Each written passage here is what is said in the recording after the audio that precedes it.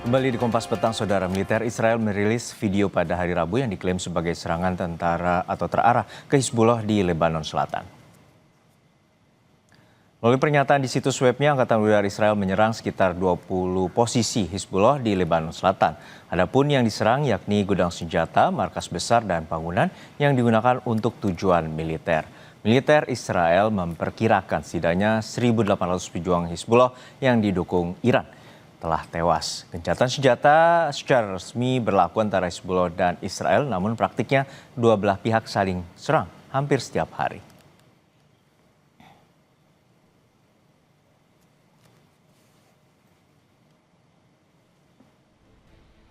Sementara itu, Hizbullah juga merilis video serangan pesawat tak berawak terhadap pasukan Israel di Lebanon Selatan. Salah satu video menunjukkan serangan di desa Taibeh terhadap sekelompok tentara, diikuti serangan pesawat tak berawak lainnya selama evakuasi militer Israel yang terluka.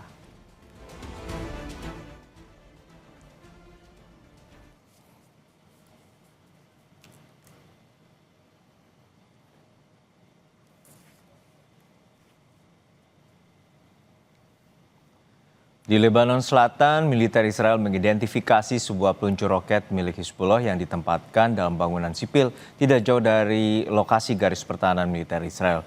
Peluncur itu diarahkan ke wilayah Israel dan pasukannya yang beroperasi di Lebanon Selatan, hingga menimbulkan ancaman bagi mereka. Setelah teridentifikasi, militer Israel menyerang dan membongkar peluncur itu guna menghilangkan ancaman.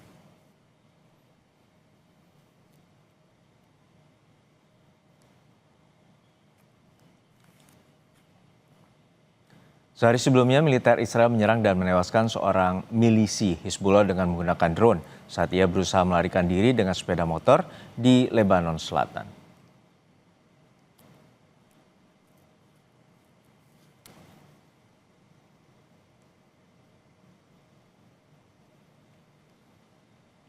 Sebelumnya, militer Israel menghancurkan dua terowongan bawah tanah utama yang diduga dibangun Hizbullah di Lebanon Selatan dekat Kantara. Menurut Israel, terowongan itu dibangun dalam kurun waktu sekitar 1 dekade dan diduga didanai Iran. Meski tidak ada bukti yang mendukung klaim itu, dari dalam terowongan ditemukan sejumlah senjata, tempat tinggal, tangki air, dan peralatan yang dirancang untuk penggunaan jangka panjang dalam terowongan. Militer mengatakan lokasi itu digunakan untuk menampung anggota Hizbullah dengan satu terowongan berisi sekitar 10 kamar tidur.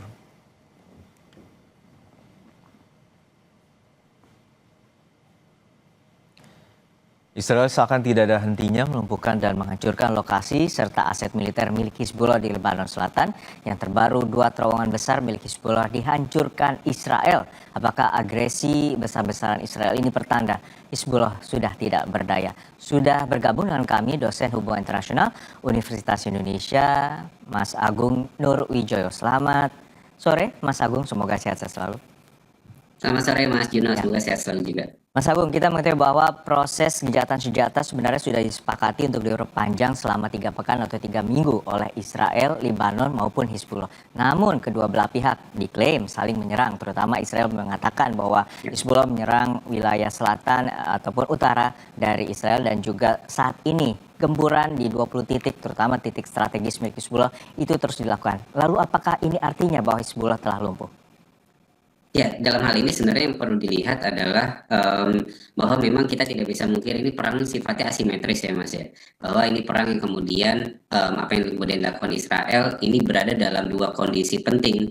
Yang pertama adalah bahwa ini masih dilakukan di masa-masa gencatan senjata, dan masa gencatan senjata ini harusnya sebenarnya adalah posisi kondisi yang harusnya dihormati oleh kedua belah pihak, baik Israel maupun Hizbullah seperti itu.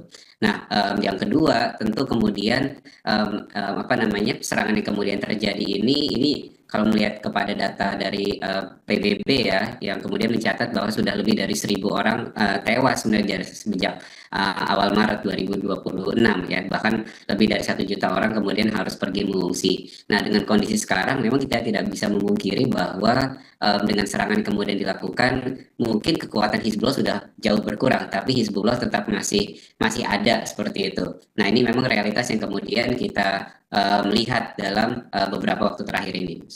Ya, untuk saat ini sebenarnya poin kesepakatannya apakah juga cukup rapuh? Karena pada intinya Hizbullah juga meminta bahwa militer Israel yakni IDF itu mundur, terutama di wilayah Lebanon Selatan. Hingga titik saat ini hanya disepakati 10 kilometer dan ini menjadi titik yang kemudian rapuh untuk disepakati. Apakah ini juga menjadi persoalan di mana Israel merasa tidak aman dengan adanya serangan dan juga milisi dari Hizbullah dan juga sebaliknya Hizbullah saat ini diklaim menyerang wilayah Israel?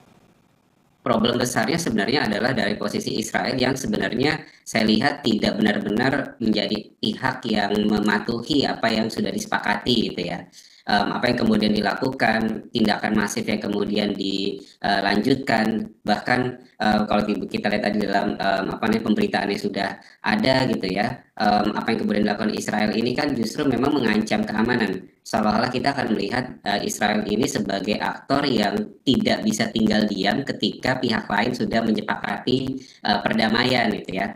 Ketika kita hari ini masih apa namanya tarik ulur urusan masalah Iran dengan Amerika Serikat, tapi yang namanya Israel ini sebagai pihak yang terus membuat kawasan Timur Tengah ini menjadi kawasan yang tidak aman, bahkan memunculkan banyak gejolak yang memberikan ancaman yang begitu besar untuk kawasan seperti itu. Itu yang kemudian memang menjadi satu hal penting, apalagi kita melihat keberadaan Israel ini. Israel senantiasa kan melihat Hizbullah itu sebagai aktor yang sebagai ancaman ya. Makanya kemudian polanya akan yang menarik adalah ketika serangan dilakukan terhadap Hizbullah ini, pola serangannya, pola operasinya ini mirip seperti yang dilakukan Israel terhadap Gaza. Bahkan ini menjadi satu bentuk kekhawatiran sebenarnya ya, apakah kemudian Lebanon akan dijadikan Gaza kedua ya dalam konteks Lebanon Selatan. Ya, ini tentu menjadi kekhawatiran bersama dan kita juga melihat bahwa pada dasarnya Netanyahu juga sempat mengungkapkan dalam 2 hari terakhir ini Netanyahu akan menaikkan eskalasi militernya terutama ke wilayah Lebanon. Bahkan Presiden Yosef Aoun, Presiden Lebanon juga menyatakan mengecam tindakan dari Israel. Apakah ini juga artinya Israel itu tidak hanya membidik Hizbullah namun juga wilayah Lebanon Selatan? Ya, kalau kemudian kita lihat dari pola serangannya ya Mas ya, dia cukup konsisten mengcopy paste apa yang terjadi di Gaza. Yang pertama, kemudian kita lihat misalkan poin target militer ya di area-area sipil. Kayak apa namanya senantiasa dilakukan oleh Israel itu memberikan klaim bahwa kita memang menargetkan Hizbullah, tapi sebenarnya adalah yang dilakukan Hizbullah ini militan yang bersembunyi di area-area sipil gitu ya. Jadi yang tindakan yang kedua pun yang kemudian kita lakukan, yang kita lihat secara kasat mata sekarang jelas-jelas adalah bagaimana kemudian serangan ini intensinya adalah memperluas wilayah buffer zone Israel gitu. Nah, dan ini memang kan menjadi kekhawatiran bahwa dan seharusnya itu wilayah berdaulat, itu wilayah yang tidak boleh kemudian diakuisisi oleh pihak lain gitu ya, semua punya wilayahnya masing-masing. Dan ini jelas kemudian ada pelanggaran yang begitu besar yang dilakukan oleh Israel terhadap negara yang lain ya. Bahkan kan kecaman saja sebenarnya tidak cukup, bahkan harus ada semacam bentuk hukuman yang kemudian diberikan dunia internasional terhadap Israel, karena memang ini memberikan satu bentuk ancaman yang begitu besar. Berarti kan potensinya adalah yang Israel bisa lakukan terhadap Lebanon, ia mungkin juga kemudian bisa lakukan terhadap negara-negara yang berbatasan darat dengan Israel secara langsung seperti itu. Itu menjadi kekhawatiran. Oke, untuk saat ini sebenarnya ada potensi seperti apa pihak luar atau pihak eksternal yang kemudian mendorong bahwa sisi yang menjaga kedaulatan dan juga sisi bagi milisi juga untuk tidak saling serang, terutama di masa perundingan ataupun gencatan senjata yang tengah dilakukan? Yang pertama tentu peran pengingatan keras dari institusi seperti halnya PBB itu tetap dibutuhkan ya Mas ya, sebagai bentuk pengingatan, sebagai bentuk reminder bahwa dunia internasional ini punya aturan main yang jelas. Itu yang menjadi satu hal penting untuk kemudian diperhatikan pertama seperti itu. Dan tentu catatan itu akan memperpanjang catatan dosa-dosa Israel yang sudah dilakukan selama ini. Yang kedua, tentu yang menjadi satu catatan penting adalah bahwa misalkan dalam hal ini mendorong Amerika Serikat misalkan, karena bagaimanapun juga dalam konteks gencatan senjata yang kemarin disepakati, Amerika Serikat juga punya peranan dalam konteks apa namanya terciptanya kesepakatan gencatan senjata tersebut. Artinya sebenarnya adalah bahwa kita melihat fenomena sekarang ya, Israel sebagai pihak yang banyak sebenarnya dominan untuk melakukan kesalahan yang terjadi pada saat sekarang seperti itu yang memang harus benar-benar diperhatikan. Ya. Untuk saat ini sebenarnya karakter milisi Hizbullah itu seperti apa ya Mas Agung? Karena kita mengetahui bahwa sejumlah titik telah diserang dan kemudian apakah juga upaya mereka ini juga tentu tidak tinggal diam, lalu seperti apa upaya maupun aset yang dimiliki oleh Hizbullah?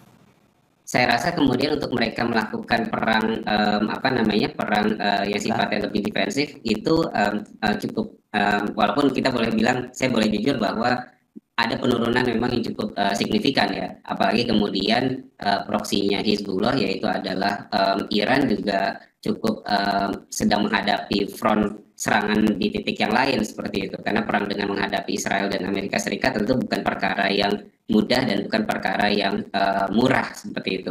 Nah, dalam hal ini tentu kalau kemudian dalam konteks kekuatan Lebanon, kalau kita bandingkan dengan kekuatan Lebanon, kekuatan Hizbullah maaf ya, dalam beberapa waktu belakang memang ada penurunan, sehingga memang kan aksi retaliasi yang diberikan oleh kelompok Hizbullah itu tidak semasif yang kemudian dia bisa lakukan dalam beberapa waktu belakang seperti itu.